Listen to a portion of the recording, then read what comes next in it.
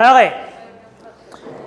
Next, we have our ratio and proportion. Our ratio and proportion is one of the most useful tools in PharCal. And throughout your pharmacy journey, until you grow old, it is still one of the most useful things you would learn here. Okay? Now,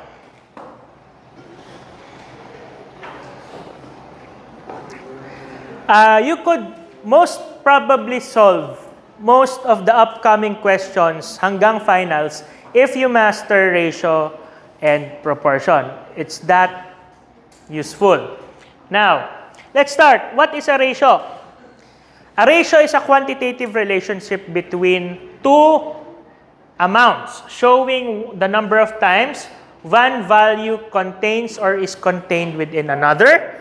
It is a relative magnitude of two quantities. Now, a ratio simply is a relationship of numbers in which it shows how many times one is related to another. Okay. The usual example, how many fingers do you have in one hand? 5. How many? So, for one hand, there is 5 fingers. The ratio is 1 hand is to 5 fingers. Okay? Take for example, ganun yun. Okay? So, 1 hand is to 5 fingers. When we are expressing ratios, we use this one. 5 fingers. And another useful expression of a ratio is a fraction. 1 hand is to 5 fingers. Okay? Naintindihan ang relationship. Okay, take for example, how many feet do you have? 2. Per person, there is per person you have 2 feet. Okay, so for one person you have 2 feet. Naintindihan? Okay.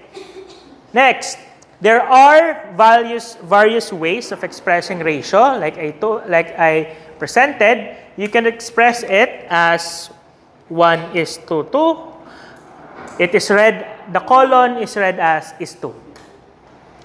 It can be also expressed as fractions, like 1:2 or 1:2. I prefer that you express ratios in this way because it would be helpful in proportions. Okay? Okay, so ang basa po, or how you read it is 1:2. Even though it is expressed in fraction form, it's read as 1:2. Similar to fractions, you could reduce our ratios. Take for example, our ratio is 10:5. You could reduce it into, so 10:5, it could also be 2:1. Okay? Just don't forget, for ratios, you're not going to remove 1 on the denominator. 2:1 yun? 1. Okay? So 2:1 dapat. Maliwanag po ba? Do you understand? Okay? Next, proportion. Proportion is the expression on the equality of two ratios. Meaning, two sets of numbers have the same ratio. Two sets of numbers have the same set of ratio. Take for example, 1 hand, 5 fingers.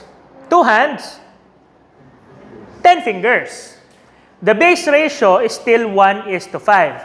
So 2 hands, 10 fingers. 3 hands, 15. The base ratio is 1:15. Those are proportions. When we say things are proportional, they are of different sizes, but of the same ratio. Do you understand? Ilang daliri sa apat na kamay?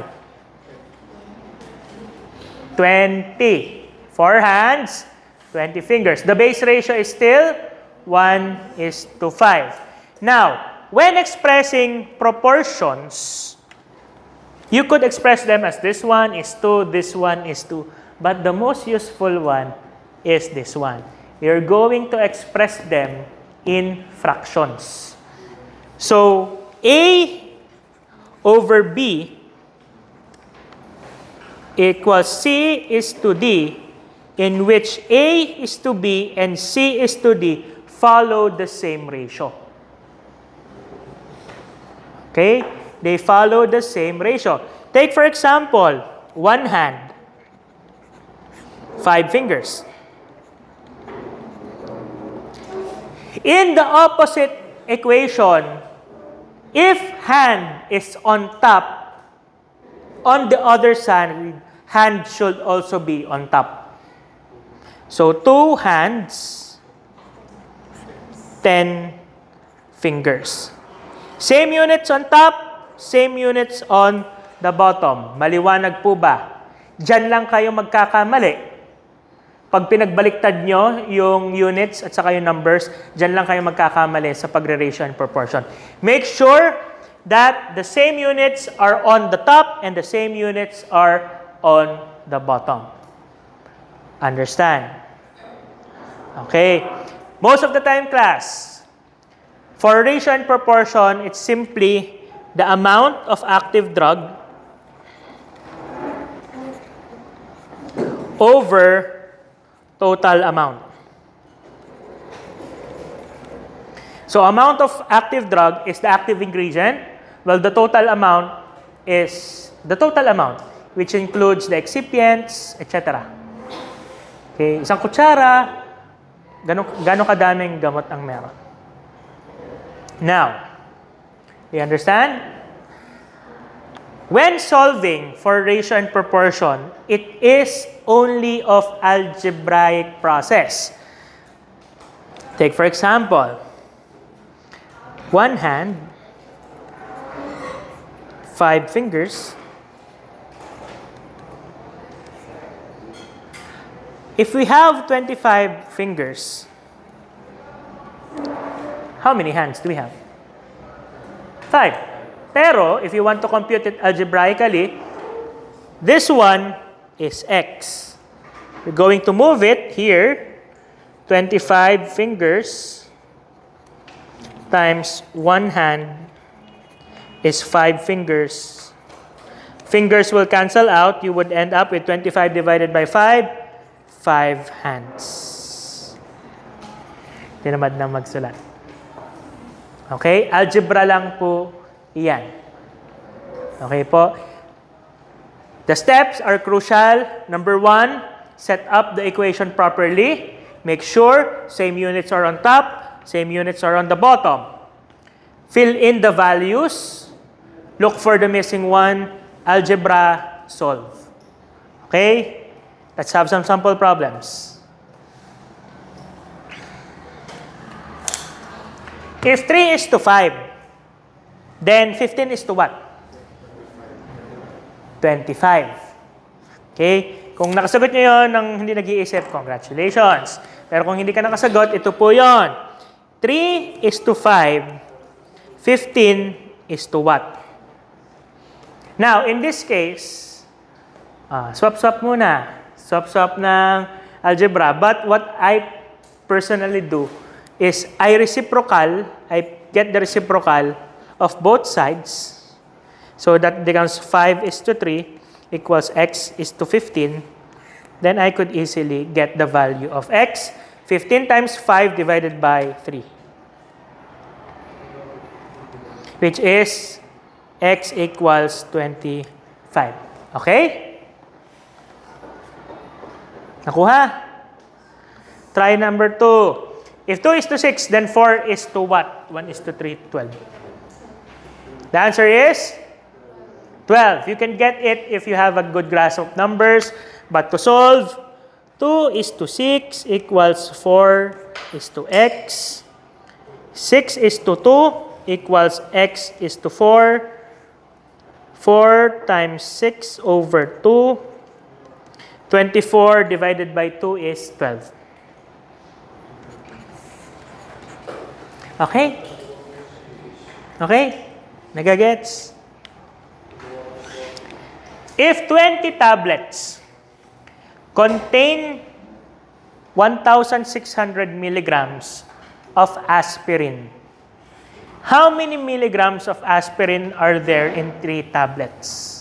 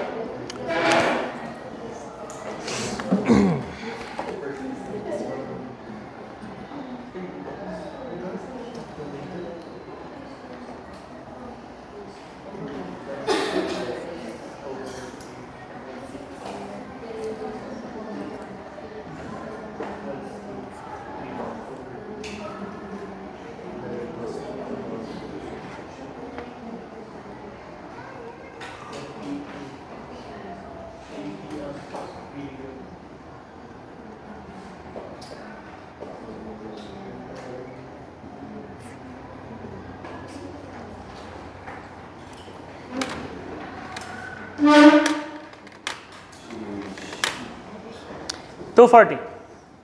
The answer is $240. Okay? Are you getting it? Madali po ba? Oh, sample problem eh. Okay, I'm going to pick some select ones for you to solve. Blank, blank, blank, blank, blank.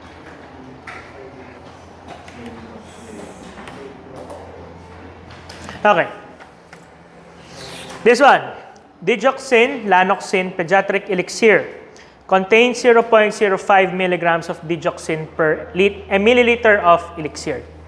How many milligrams of digoxin would be administered with a dose of 0.6 ml?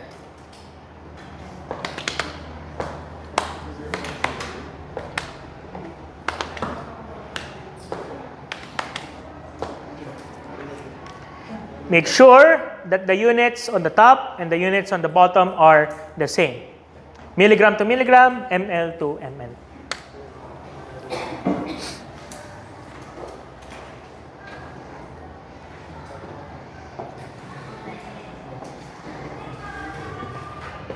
Withdraw cash.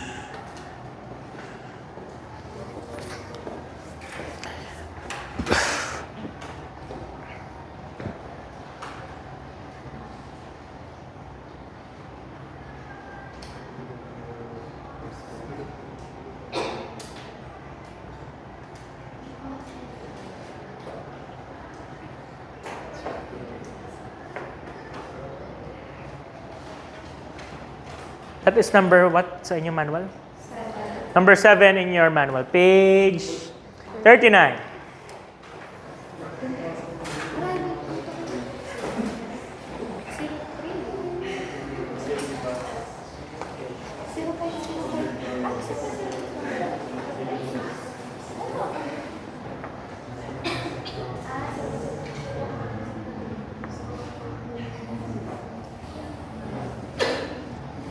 Gusto mo? Ipat po. Ibababa ko lang po pot ko. Ah, sige.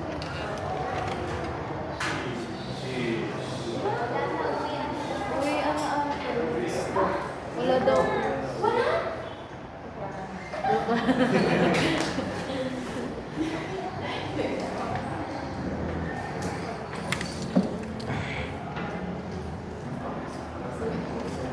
Okay.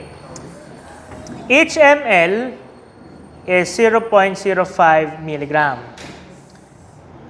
If we have 0.6 ml, how many milligrams would we have? So X equals 0.6 ml times 0.05 milligrams over 1 ml.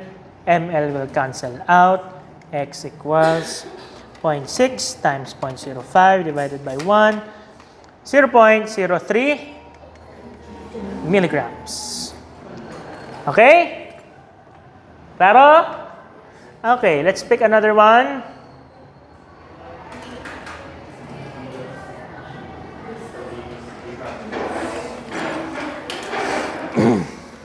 If an intravenous fluid is adjusted to deliver 15 milligrams of medication to a patient per hour, how many milligrams of medication are delivered per minute?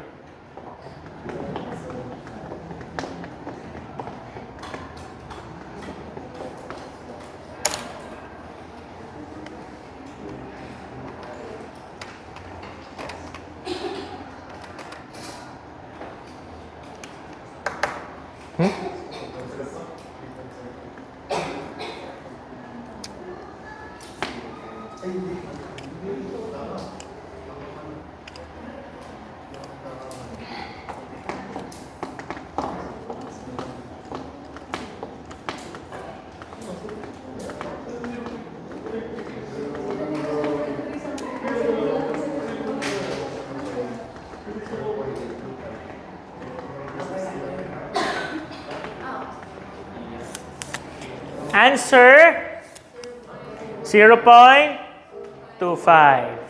Okay, you can convert R into minutes.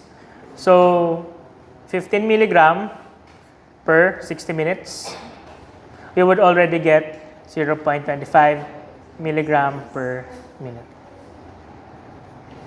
Or if ayaw nyo, 15, 60, x 1. Ganun din. Ilipat nyo din eh. Ganun din. Okay po? Did you get the correct answer? Yes. Do you have any questions so far? Okay, last question.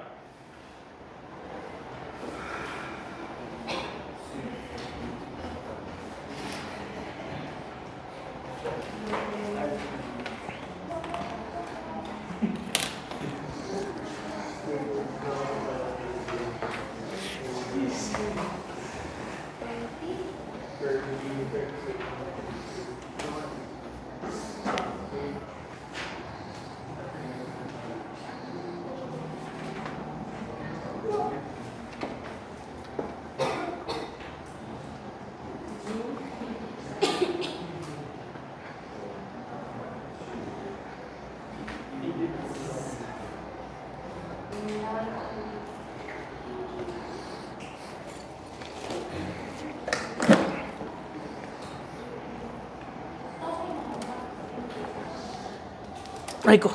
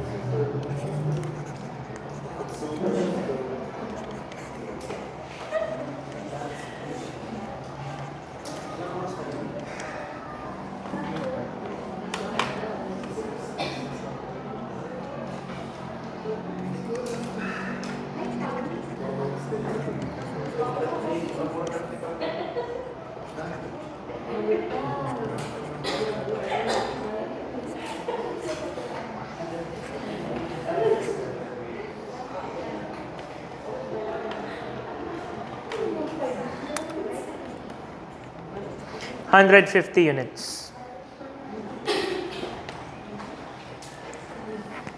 You can solve it via conversions or you could also solve it via ratio and proportion. Pwede naman. Halos lahat naman yung nasosolve ng ratio and proportion. Halos lahat. Okay? The rest of the questions you should finish on your own pace. Finish all the questions in your laboratory, in your handout, in your textbook. Then, if you want to check the correct answers, it's already uploaded as well. I will update you on our corrected schedule until our prelim exam.